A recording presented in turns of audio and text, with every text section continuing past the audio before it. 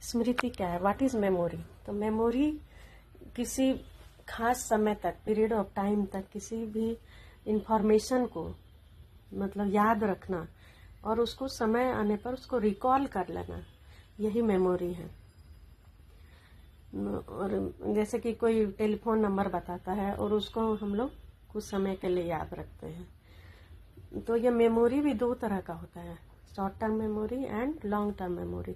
Short term memory में हम लोग कुछ समय के लिए कुछ बातों को याद रखते हैं और उसको रिकॉल करते हैं, और लॉन्ग टर्म मेमोरी में हम लोग मतलब लंबे समय तक के याद को उसमें संरक्षित रखते हैं और उसको समय आने पर याद करते हैं। जैसे हम लोग बचपन की कुछ यादों को, जैसे दोस्त के साथ हम लोग कैसे खेले थे, कैसे साइकिल से गिरे थे, आम कैसे तोड़ते थे, फूल कैसे तोड़ते थे, तो ये सब चीज़ जो हम लोग याद रखते हैं ये लॉन्ग टाइम मेमोरी है। बूढ़े लोग भी अपने बचपन की बातों को याद करते हैं, जवानी की बातों को याद करते हैं, तो ये लॉन्ग टर्म मेमोरी है जो बहुत लंबे समय तक याद रहता है।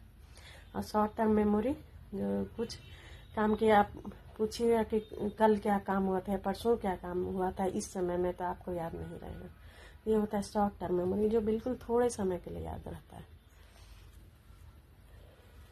इसमें तीन चीज़ होता है, इनकोडिंग, स्टोरेज एंड रिट्राइवल। मतलब कि इनकोडिंग किसी चीज़ को, इंफॉर्मेशन को रिसीव करना और उसको स्टोर करना, मतलब अपने ब्रेन में उसको याद रखना, जमा करना। और रिट्राइवल मतलब समय आने पर उसको वैसा ही बता देना कि उस समय ऐसा हुआ था। इसे ही मेमोरी कहते हैं। Thank you.